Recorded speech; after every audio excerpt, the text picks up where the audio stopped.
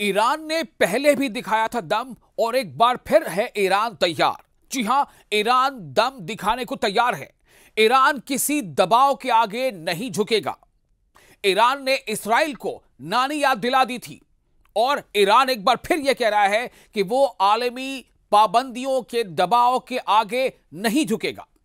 Iran का कहना है कि वो हर तरह की पाबंदी को झेल सकता है, उसे बर्दाश्त कर सकता है, लेकिन अपने अज़ाइम से पीछे कदम नहीं हटाएगा। अब यहीं से यह सवाल पैदा होता है कि क्या वाकई ईरान ने इतनी तैयारी कर ली है कि वो अब न्यूक्लियर पावर कहला सके? क्योंकि एक बड़ी खबर आपको देने जा रहे हैं और सबसे बड़ी खबर यह भी है कि ईरान किसी भी तरह के दबाव से झुकने के लिए वो तैयार नहीं है। किसी का भी दबाव हो, चाहे वो सुपर पावर हो, चाहे मगरबी ममालिक हो, ये साफ तौर से ईरान के वजीर कह चुके हैं। मैं आपको पूरी तफसील बताने जा रहा हूं।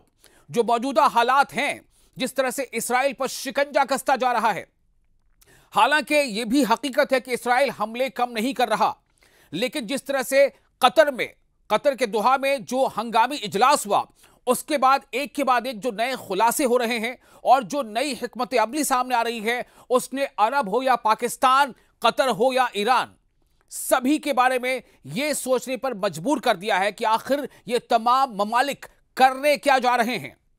यहां तक कि खुद इस्राइल तो छोड़िए, अमेरिका भी परेशान है।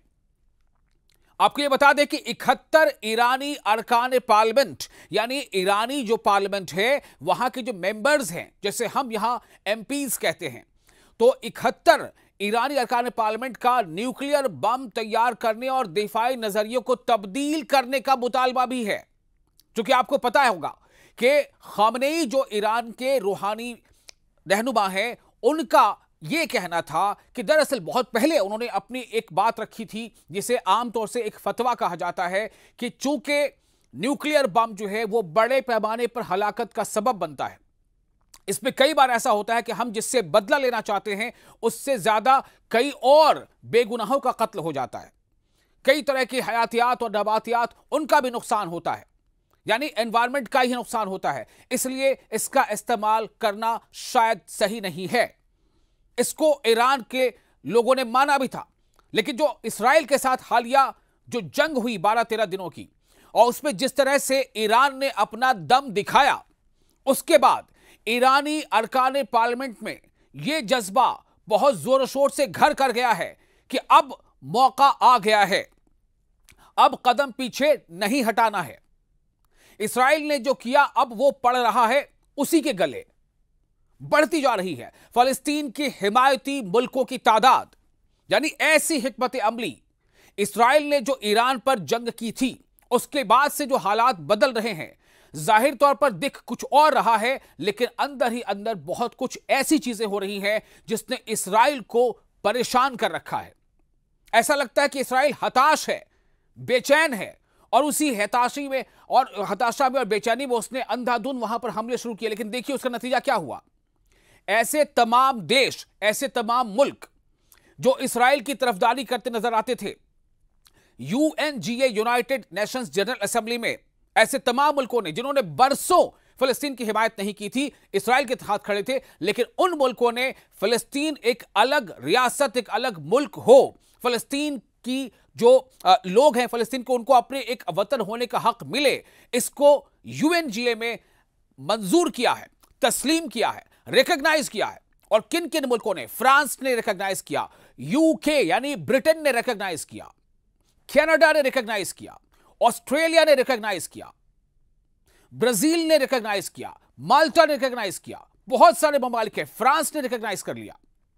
यानी सब मुल्क कह रहे हैं कि फलस्तीनियों को उनके अपने वतन का हक लाजमी है, और शायद यही वो रास्ता है, यानी 2 स्टेट थ्योरी, जिसके वजह कर मशरिक़ वस्ता में शांति होगी। लेकिन क्या आपको लग रहा है कि यह सब अचानक हो गया? क्या यह सब बस यूं ही हो गया है? आपको बता दें कि यूएनजीए में इस मामले की सदारत फ्रांस और दूसरा मुल्क कौन था? सऊदी अरब। फ्रांस और सऊदी अरब ने मिलकर किया था इस मामले की सदारत, और उसमें एक के बाद एक ऐसे मुल्कों की झड़ी लग गई जिनके बारे में तस्वुर करना मुश्किल था कि वो फिलिस्तीन की हिमायत में बोलेंगे। न्यूजीलैंड ने भी मन बना लिया है, कि बहुत जल्द वो फिलिस्तीन को तस्लीम करने का ऐलान कर देगा ऑफिशियली। और लंदन में तो वहां की जो म्युनिसिपैलिटी है और अलग अलग दफातर है, वहां पर कई बरसों के बाद फिलिस्तीन के झंडे नस्ब किए गए। इटली में लोग सड़कों पर उतर आए। कई शहरों में जबरदस्त तनाव देखा गया। किस बात को लेकर के? इस मांग के साथ कि इटली की हुकूमत भी फिलिस्तीन को तस्लीम करे, Palestine as a separate state और कंट्री, उसे रिकॉग्नाइज किया जाए। इसकी मांग के साथ इटली के लोग सड़कों पर आ गए। अब आप सोचिए मंजर कैसा बदल रहा है, दिख क्या रहा है, हो क्या रहा है, समझ में क्या आ रहा है, और तस्वीरें और जो मुशाहिदात हैं, जो हकीकत है वो क्या है, वो देखिए।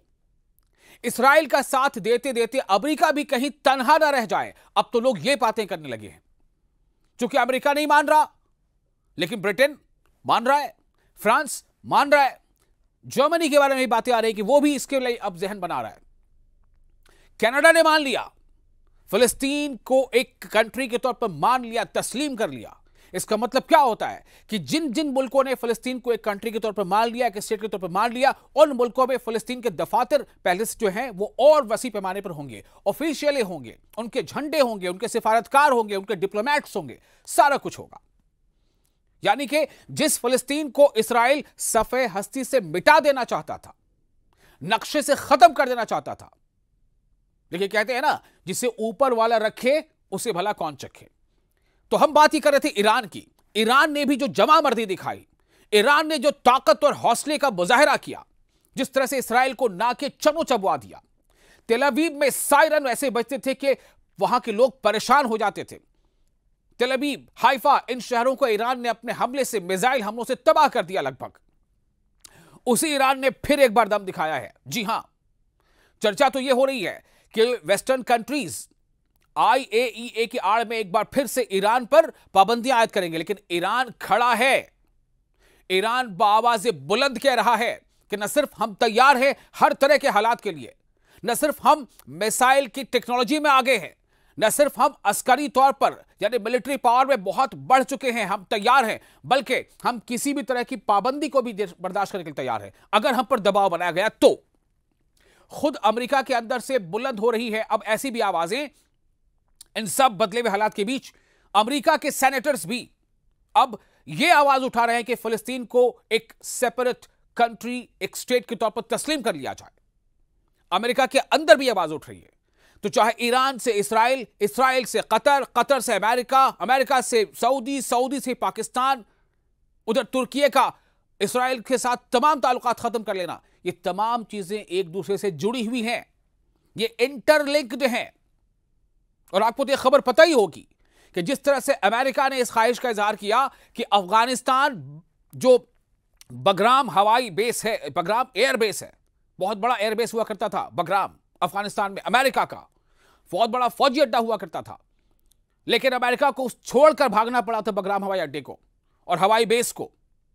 अमेरिका ने अब कहीं ना कहीं ख्वाहिश का जाहिर की थी कि अफगानिस्तान फिर से उस बगराम एयरबेस को अमेरिका के हवाले कर दे, लेकिन अफगानिस्तान ने दो टूक जवाब दे दिया कि हम 1 मीटर जमीन भी अपनी नहीं देने वाले और हम 20 सालों तक जंग लड़ने को तैयार हैं। यह जवाब दिया है अफगानिस्तान ने। यह आखिर बदले बदले सुर क्या बता रहे हैं? सऊदी अरब ने पाकिस्तान के साथ जो मिलिट्री मुआहिदा किया है वो क्या बता रहा है? आप यकीन मानिए पूरे खित्ते की जो सियासत है और ये जो स्ट्रैटेजिक जो पॉलिटिक्स है वो बहुत बदल चुकी है। अमेरिका भी परेशान है। अरब मुल्कों की हिकमत अमली पर दुनिया हैरान हो रही है।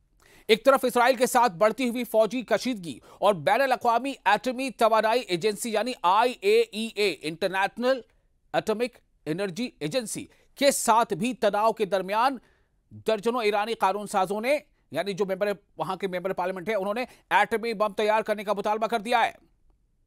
यानी कि क्या मतलब इससे समझा जाए? ईरानी मीडिया ने रिपोर्ट पे किया है दावा कि सुप्रीम नेशनल सिक्योरिटी काउंसिल और रियासती हुकाम को लिखे गए खत में पार्लियामान के 290 अरकान में से 71 ने इलाकाई सलामती में तब्दीलियों का हवाला देते हुए मुल्क के दिफाई नजरिए का अज सरेनो जायजा लेने का मुतालबा कर दिया है। यानी ईरान यह कहता रहा है कि हमारे पास तमाम तैयारियां हैं, हम न्यूक्लियर आज़ूदगी कर रहे हैं बेशक, लेकिन ईरान का मौक़िफ़ यह था कि हम बम नहीं बनाएंगे, हम उसका इस्तेमाल किसी दूसरी तरक्याती कामों के लिए करेंगे, पब्लिक वेलफेयर के लिए करेंगे, एनर्जी के लिए करेंगे। लेकिन यह साफ जाहिर है कि जिस दिन ठान ले ईरान, उस दिन वो कर सकता है। उसकी पूरी तैयारी है, पूरी तैयारी है। सिर्फ मामला एक फतवे पर अटका हुआ था। एक तरफ इस्राइल के साथ बढ़ती हुई फौजी कशीदगी और इंटरनेशनल एटॉमिक एनर्जी के साथ जो तनाव है, उसके दरमियान भी अब यह तूल पकड़ रहा है मामला। आपको ये भी बता दें कि राष्ट्रीय हुकाम को लिखे गए खत में पार्लियामान के 290 में से 71 अरकान ने इलाकाई सलामती में तब्दीलियों का हवाला देते हुए मुल्क के दिफाई नजरिए का अज़-सर-ए-नौ जायजा लेने का मुतालबा कर दिया।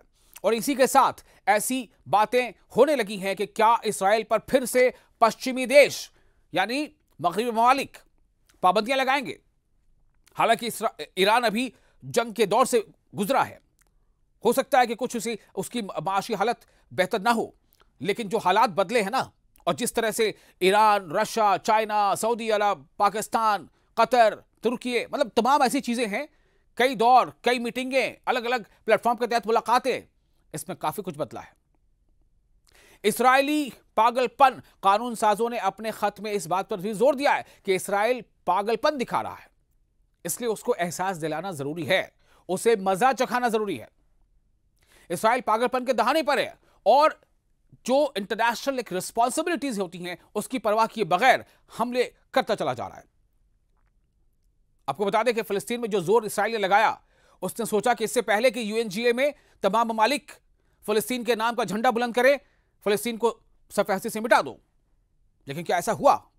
बेशक फिलिस्तीन के लोगों ने कुर्बानियां दी, शहादतें कबूल की, लेकिन वो दिन भी आया जब फिलिस्तीनियों के चेहरे पर खुशी भी आई है।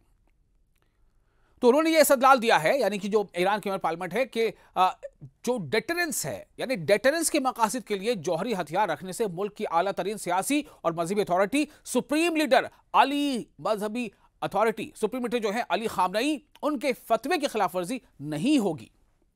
यानी आप डेटरेंस के मकसद से अगर आप ऐसा करते हैं, मुल्क की सालमियत और मुल्क की हिफाजत के मद्देनजर अगर हम ये कदम उठाएंगे, तो ये उनके फतवे की खिलाफ वर्जी नहीं होगी। आप समझ लीजिए कि कहां तक तैयार है ईरान।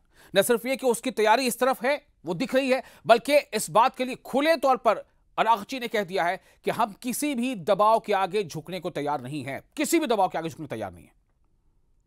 तेहरान ने तवील अरसे से जोर देकर कहा है कि वो जौहरी हथियारों की तलाश नहीं कर रहा है। तेहरान ने जो अली खामनेई के उस फतवे का हवाला दिया है, जिसने पहले बड़े पैमाने पर तबाही फैलाने वाले हथियारों की तैयारी और इस्तेमाल पर सरकारी तौर पर पाबंदी आयद की थी। यह पार्लियामानी कार्रवाई ऐसे वक्त में सामने आई है जब इस्राएली हुकाम ने बार बार धमकी दी है कि वो जिसे वो ईरानी महवर के तौर पर बयान करते हैं, उसे शिकस्त देंगे। इस्राएली हुकाम ईरानी मकामात पर मजीद हमलों के इम्कानात के बारे में बार बार खबरदार कर चुके हैं। ये पेशरफ्त यानी ये डेवलपमेंट उस वक्त में हुई है जब तेहरान और इंटरनेशनल एटॉमिक एनर्जी एजेंसी के दरमियान ताल्लुकात खराब हो गए। दोनों फरीकों के दरमियान जौहरी मुआयने दोबारा शुरू करने के हवाले से एक मुआहदे के ऐलान के बावजूद ताल्लुकात में खराबी आई है। अब आप सोचिए कि क्या हालात बन रहे हैं, और इन सब हालात के बीच जो तेजी से ये चीजें जो बदल रही है ना, ये बहुत कुछ बयां कर रही हैं। अभी बहुत सारी बातें हम इशारों में कह रहे हैं, लेकिन आपको कहने का मतलब क्या होता है कि कहते हैं ना कि इशारे समझदारों के लिए काफी होते हैं। बहुत सारी ऐसी बातें हैं जिनको खुलकर कहा नहीं जा सकता। आप अपने तासुरात, अपने रिव्यूज, अपने जो व्यू हैं, वो हमें कमेंट बॉक्स में शेयर कर सकते हैं।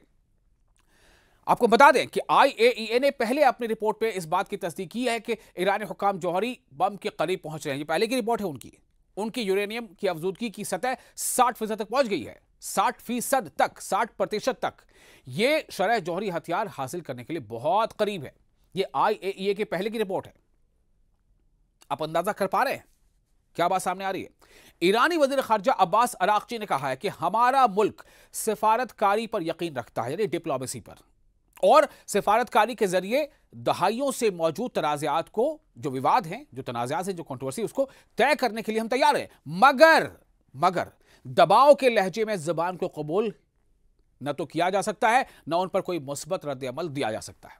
कोई कमेंट भी नहीं करेंगे पॉजिटिव, ये कहना है उनका। उन्होंने इन ख्यालात का इजहार ईरान के रियासती टीवी के साथ किया।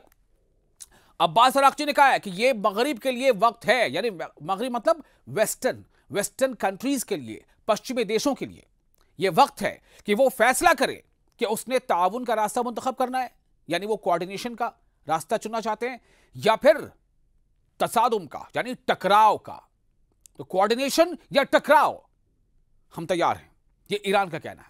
याद रहे कि बर्तानिया, फ्रांस और जर्मनी ने ईरान पर स्नैपबैक पाबंदियां आयद करने के लिए 28 अगस्त से प्रोसेस शुरू कर दिया है। 28 अगस्त से ही उन मुल्कों का ईरान पर इल्जाम है कि तेहरान 2015 में होने वाले जौहरी मुआहदे पर अमल दरामद में नाकाम हो चुका है, जो इसे जौहरी हथियार बनाने से रोकने के लिए आलमी ताकतों ने इसके साथ 2015 में किया था।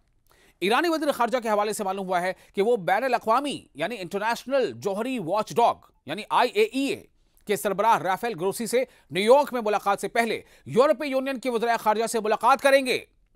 यूरोपीय यूनियन के वज़ीर खारजा यानी एक्सटर्नल अफेयर मिनिस्टर्स, विदेश मंत्रियों से ये मुलाकातें अक़वाम मुत्तहिदा की यानी UN जनरल असेंबली की साइडलाइंस में मुतवक्के है, लेकिन साफ तौर से कह दिया है कि हम किसी दबाव में नहीं आने वाले।